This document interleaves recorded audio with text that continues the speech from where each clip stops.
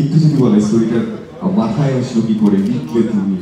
এবং ইন্টারেস্টিং বিষয় হলো পড়ি এত সুন্দর করে, মানে আমি যখন ওকে দেখি তখন মনে হয়েছিল যে এবং গল্প শুনে মনে হয়েছিল, এবং গল্পটা শোনার পরে ওকে দেখলাম, আমাকে সিদ্ধান্ত দেখেছিল সেটা আমার মনে হয় যে ওর থেকে ভালো মানে লুক ওয়াইজ হতে পারে না। তাতে যখন ওর সঙ্গে কাজ করলাম তখন মনে হলো যে সত্যি ওর কাজ দেখে আপনারা নিজেরাই বলবেন যে হয়তো আমার বা রনিদার কাজ আমার সবাই পড়ে যেতে পারে।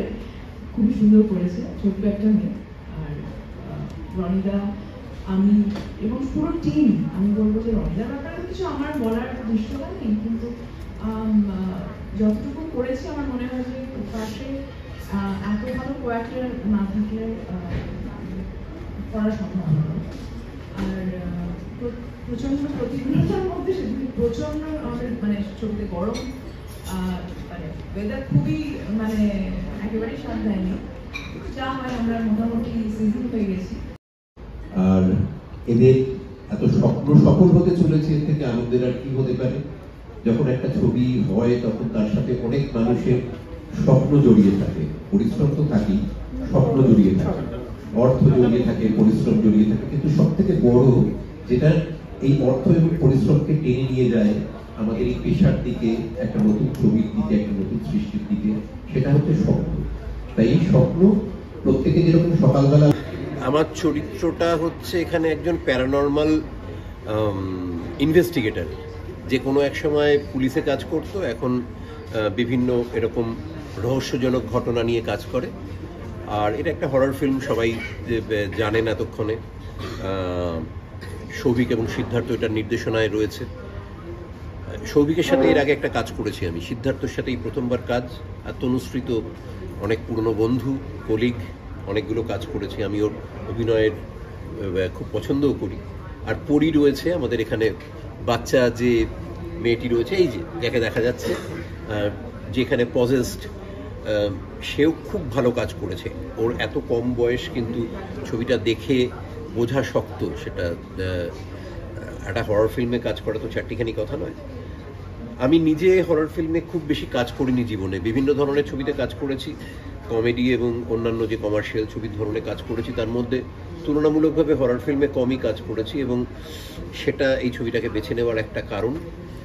ভূত চতুর্দশীতে রিলিজ করছে, আপনাদের সব থেকে কাছাকাছি যে প্রেক্ষাগৃহ পাবেন সেখানে নিশ্চয়ই গিয়ে দেখুন। যারা ভূতে বিশ্বাস করেন, যারা ভূতে বিশ্বাস করেন না কিন্তু ভূতের ভয়ে বিশ্বাস করেন, যারা হরর ফিল্ম দেখতে ভালোবাসেন এবং যারা এমনি ছবি দেখতে ভালোবাসেন, তাদের কাছেও একটা চমৎকার বাংলা ছবি হিসেবে পরিমণি আসছে। আপনাদের সবাইকে আমন্ত্রণ জানাচ্ছি, পরিমণি দেখতে আসবেন বলে। ভয় পাচ্ছিলে দেখছিলাম ট্রেলারটা দেখে? হ্যাঁ, খুব ভয় পাচ্ছিলাম, খুব ভালো লেগেছে। ভালো লেগেছে? হ্যাঁ।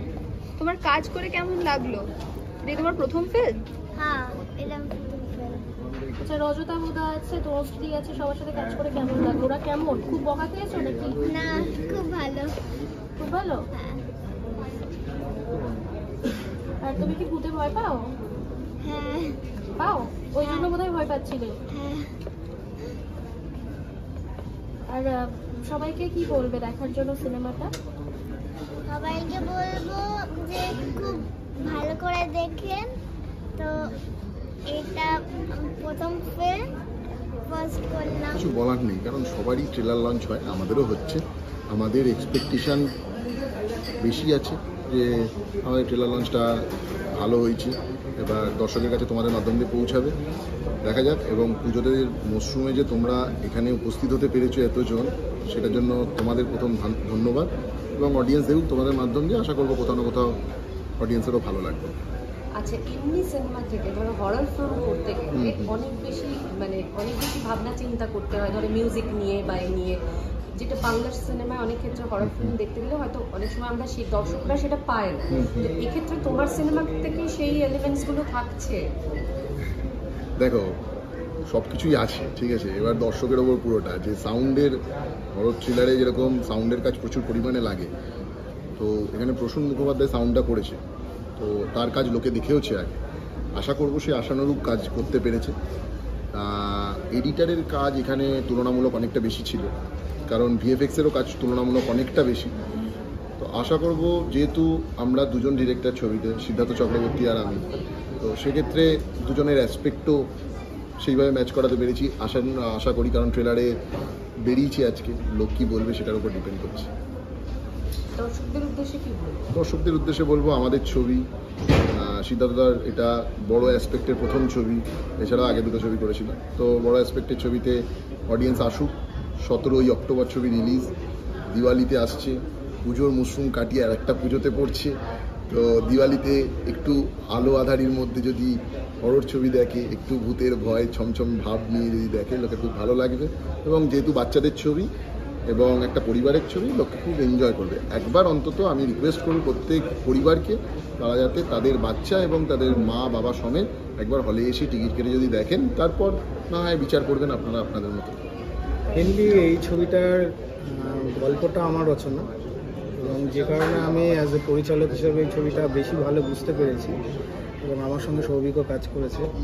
তো এই ছবিটার ভেতরে শুধু ভূত নেই, মানুষের ভেতরকার আর্তনাদের একটা কাহিনী আছে, যেটা মানুষকে অনুপ্রাণিত করবে যে অজান্তে অনেক রকমের ভুল হয়ে থাকে, তো সেই ভুলটা শুধরোবার একটা জায়গায় ছবিতে দেখা যায়।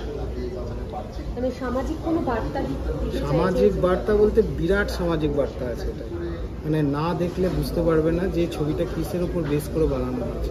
ভূতের ছবি তো অনেক রকমের থাকে, যে কোথাও বেড়াতে গিয়ে ভূতে ধরলো সেটা না, কিন্তু এখানে ভূতটা কিভাবে এন্ট্রি হচ্ছে, ওই বাচ্চাটাকে কিভাবে অ্যাটাক করছে, কেনই বা করছে, কী জন্যে করছে, টোটাল ঘটনাটা এখানে দেখানো হয়। দর্শকদের উদ্দেশ্যে কি বলবো? দর্শকদের উদ্দেশ্যে যে একটাই বললাম, যে কিছু শিখতে হলে বা কিছু জ্ঞান অর্জন করতে হলে বা কোনো রকম অপরাধ এইরকম করতে গেলে তাদেরকে 10 বার চিন্তা করতে হবে এই ছবিটা দেখার পর। যে আচ্ছা, ধরো অনেক সিনেমা তো রিলিজ করছে, এর মধ্যে আমরা দেখছি যে প্রচুর সিনেমা রিলিজ করছে, এই তোমার এই সিনেমাটা দেখতে কেন মানুষ যাবে, মানে কি জন্য যাবে, কি তোমার কাছে কি স্পেশাল ব্যাপারটা আছে এই সিনেমায়? এই সিনেমার সব থেকে বড় স্পেশাল ব্যাপার যেটা আছে সেটা হলো, এটা হরর থ্রিলার ছবি অনেকে অনেক রকমভাবে দেখেছে, কিন্তু এই ছবিটাতে যে জিনিসটা দেখতে পাবে সেটা সব থেকে বড় ব্যাপার, আমাদের যে ছোট বাচ্চাটি যে বড় বড় আর্টিস্টের সঙ্গে যেভাবে নিজেকে তুলে ধরেছে, মানে আমি এইটুকুনি শিওর যে হল থেকে যখন মানুষ বেরাবে এই ছবিটা দেখার পর, বলবে বাচ্চাটা তাদের চোখে আটকে থাকে।